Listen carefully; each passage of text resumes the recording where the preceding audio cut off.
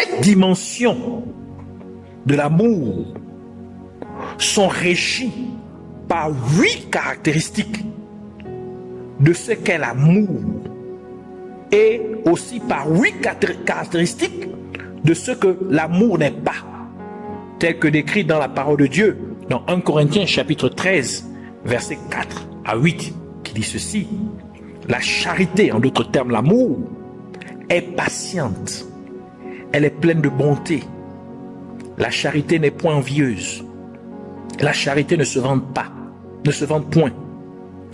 Elle ne s'enfle point d'orgueil. Elle ne fait rien de malhonnête. Elle ne cherche point son intérêt. Elle ne s'irrite point. Elle ne soupçonne point le mal. Elle ne se réjouit point de l'injustice. Mais elle se réjouit de la vérité. Elle excuse tout. Elle croit tout. Elle espère tout. Elle supporte tout. La charité, l'amour, ne périt jamais.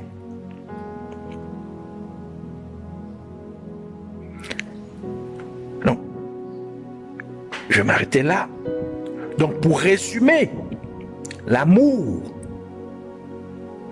donc ses caractéristiques, pour résumer ses caractéristiques, l'amour, première catégorie de caractéristiques, ce que l'amour est. Donc l'amour est patient, l'amour est plein de bonté, c'est-à-dire donc gentil, elle manifeste la gentillesse. L'amour se réjouit de la vérité. L'amour excuse tout. L'amour croit tout. L'amour espère tout. L'amour ne supporte tout. L'amour ne périt jamais.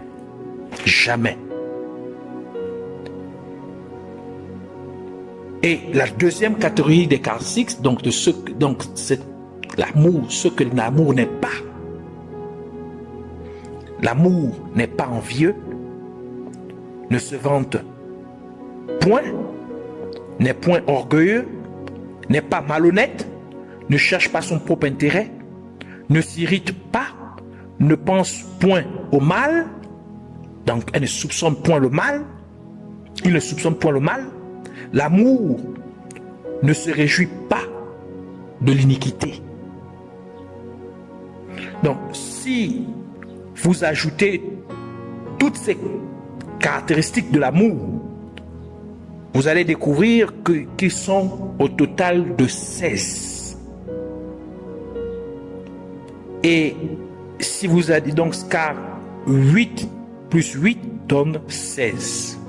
Et si vous ajoutez les deux chiffres du nombre 16, c'est-à-dire si vous faites 1 plus 8, 1 plus 6, tant pour moi, cela vous donne le chiffre 7.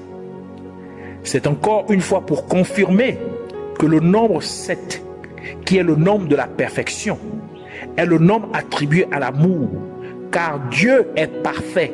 Et puisque Dieu est amour, donc l'amour aussi opère avec le nombre 7, le nombre de la avec le chiffre 7, le chiffre de la perfection. C'est pourquoi Jésus-Christ dit dans Matthieu chapitre 5 verset 48, soyez donc parfaits comme votre Père céleste est parfait. Psaume 18 verset 31 ajoute, les voies de Dieu sont parfaites. La parole de l'Éternel est éprouvée. Il est un bouclier pour tous ceux qui se confient en lui. Et parce que Dieu et sa parole sont un, la parole de Dieu aussi est aussi purifiée 7 fois pour dire que la parole de Dieu est parfaite. Jean chapitre 1 verset 1 qui dit, au commencement était la parole et la parole était avec Dieu et la parole était Dieu. Donc Dieu et sa parole font un. Donc Dieu est sa parole et sa parole est Dieu. La parole de Dieu est Dieu. Et Psaume 12 verset 7 dit, les paroles de l'Éternel sont des paroles pures, un argent éprouvé sur terre au creuset, Et cette foi épurée, donc pour manifester la perfection de la parole de Dieu, d'où la perfection de Dieu pour confirmer que le chiffre 7 est le chiffre de la perfection. Ainsi, cet amour parfait s'est manifesté dans le fait que Dieu, le Créateur, s'humilia en prenant la forme de sa créature, en ce qu'il a pris un corps humain pour naître d'une femme, pour venir sur terre, quittant ainsi son trône de gloire ultime, et pour être battu et tué par sa propre création, pour le salut de sa création, c'est-à-dire pour le salut des êtres humains. Donc, un amour si parfait, il mourrait à la croix pour ceux-là même qui est en train de le tuer. Pour chaque être humain, incluant ceux qui est en train de le crucifier. C'est pour eux aussi qu'il est mort. Quel amour! C'est pourquoi, dans notre écriture principale, il est dit, dans Jean chapitre 3, verset 16, « Car Dieu a tant aimé le monde, donc le monde ici, l'humanité, qu'il a donné son Fils unique. » La version anglaise parle de begotten, son. En d'autres termes, c'est lui-même sous une autre forme. Il s'est donné lui-même sous une autre forme. Afin que quiconque croit en lui ne périsse point, mais qu'il ait la vie éternelle. Donc c'est par amour pour l'humanité. C'est par amour pour sa création. Cette création même qu'il a crucifiée, qui s'est donné. En effet, Dieu n'a pas eu un autre fils, mais son seul unique fils. Là où les autres donnent très probablement parce qu'ils ont quelque chose en plus ou parce qu'ils peuvent en acheter une autre chose, un autre. Mais dans le cas de Dieu, c'était le seul fils. Et il ne pouvait pas en avoir d'autre, de pareil. C'était donc l'amour parfait en action. Lorsqu'un être humain est spirituellement mature, il ne peut qu'atteindre ou opérer que dans un maximum de 4 dimensions de l'amour de Dieu. D'où la parole de Dieu dit en Éphésiens chapitre 3 versets 18 à 19, vous puissiez comprendre avec tous les saints quelle est la largeur, donc c'est la première dimension, la longueur, la deuxième dimension, la profondeur, la troisième dimension, et la hauteur, la quatrième dimension, et connaître l'amour de Christ qui surpasse toute connaissance, en sorte que vous soyez remplis jusqu'à toute la plénitude de Dieu. Donc, 4 dimensions d'amour de Dieu. L'amour de Dieu, Satan ne s'attend pas à ce que la personne soit aimée en premier pour que la personne aime. Non. Mais l'amour de Dieu vous demande d'aimer avant de pouvoir être aimé par quelqu'un d'autre. Ou même si personne ne venait à vous aimer en retour, l'amour de Dieu vous demande toujours d'aimer. Et vous amène toujours à aimer. Il vous amène toujours à aimer. C'est ainsi qu'est la manière dont Dieu a manifesté son amour envers les êtres humains. Comme il est écrit dans 1 Jean chapitre 4 verset 19 qui dit « Pour nous, nous l'aimons parce qu'il nous a aimés le premier. » Donc Dieu n'a pas attendu que nous puissions l'aimer.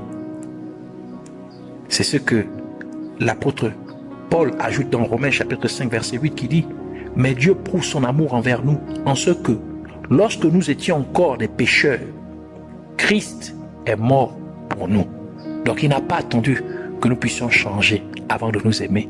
Il n'a pas attendu que nous soyons meilleurs avant de nous aimer.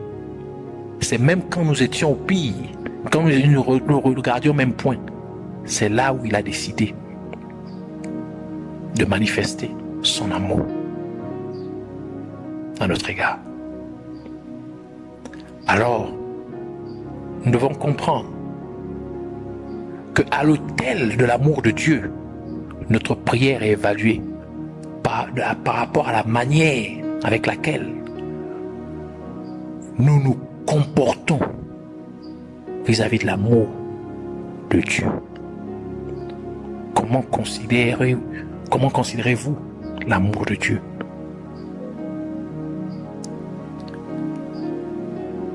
Alors nous voulons ainsi prier. Premièrement, pour remercier Dieu au nom de Jésus-Christ pour sa parole. Nous voulons prier aussi pour implorer sa miséricorde au nom de Jésus-Christ pour chaque être humain, pour chaque fois que nous avons méprisé l'amour de Dieu. Nous voulons prier pour demander aussi à Dieu de faire en sorte que chaque être humain se comporte de manière adéquate à l'égard de l'amour de Dieu, en exprimant également un tel amour à ses semblables. Cela est la manière qui est la plus appropriée pour quelconque être humain de montrer à Dieu qu'il ne méprise point son amour. C'est de manifester un tel amour aussi à l'égard de son semblable. Et enfin, nous voulons prier pour remercier Dieu pour avoir répondu à nos prières. Alors, par amour pour Dieu, pour la considération de son amour qu'il a manifesté à ton égard ou à votre égard, en mourant pour nous, et qui ne cesse de manifester à notre égard à chaque instant. Baissons nos têtes, joignons-nous en prière au nom de Jésus-Christ. Père éternel, nous te rendons toute la gloire, l'honneur et la majesté. Nous te disons merci pour ces moments. Merci Seigneur de nous avoir instruits, de nous avoir parlé, de nous avoir révélé Seigneur ton amour, de nous avoir conféré Seigneur cette connaissance de ton amour. Nous te disons merci du fond du cœur. Nous venons nous humilier devant de toi, implorant ainsi ta compassion, ta miséricorde, pour Seigneur chaque fois que nous avons eu à mépriser ton amour, à négliger ton amour, à nous comporter d'une manière inappropriée à l'égard de ton amour. Pardonne-nous. Aie pitié de nous et sanctifie-nous. Efface, Seigneur, nos offenses par le sang, ton sang, qui a coulé à la croix de Golgotha. Que, Seigneur, par cette connaissance que tu nous as communiquée, que nos attitudes changent en bien à l'égard de ton amour, que cet amour puisse envahir nos cœurs. Tu as dit que tu as placé ton amour dans nos cœurs par ton Esprit Saint. Alors, que cela soit manifeste dans tous les coins et les recoins du monde entier. Que chaque être humain soit maintenant imprégné par ton amour de telle en sorte que nous puissions manifester cet amour à l'égard de notre prochain. Ainsi, nous montrons à quel point nous t'honorons et nous honorons cet amour que tu nous as manifesté et que tu ne cesses de nous manifester. Au nom de Jésus. Tu as dit, ta parole est vivante. Elle est vie et esprit. Puisque tu nous as parlé maintenant, que cette parole prenne vie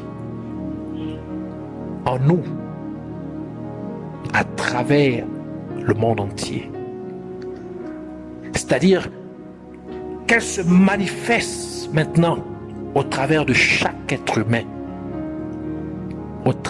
par notre parler, par nos actions, par nos attitudes, par nos intentions, par nos pensées, nos désirs, nos émotions. Que cet amour devienne tangible, qu'il soit exprimé, qu'il soit ressenti tout autour de nous. Au nom de Jésus-Christ. Que nous manifestons ces 16 caractéristiques de l'amour. Les 8 caractéristiques de ce que l'amour est. Et les 8 autres caractéristiques de ce que l'amour n'est pas. Que cela, Seigneur, soit manifeste au nom de Jésus-Christ. Que toute semence contraire à l'amour soit délogée, ôtée, déracinée de notre être tout entier au nom de Jésus. Que cela soit déraciné de notre cœur au nom de Jésus-Christ. Et que toute pensée, Seigneur, qui s'oppose à la manifestation de ton amour dans nos vies, au travers de nos vies, soit neutralisée au nom de Jésus-Christ. Que ton amour, Seigneur, amène toute femme, Seigneur, à pouvoir garder, se préserver, Seigneur, préserver sa virginité jusqu'au jour de son mariage, afin qu'elle puisse entrer dans son mariage en conférant, Seigneur, le bonheur et ta faveur à son mari pour le bien-être de leur couple, de leur famille nouvellement créée. Merci, Seigneur, de nous avoir écoutés et de nous avoir exaucés. Merci, Seigneur, pour, Seigneur, ce vent de la manifestation de ton amour à travers le monde, qui ne puisse jamais être éteint, ni neutralisé, ni étouffé, au nom de Jésus-Christ. Que la gloire, l'honneur et la majesté te soient rendus pour les siècles et les siècles. Au nom de Jésus, nous avons ainsi prié. Amen.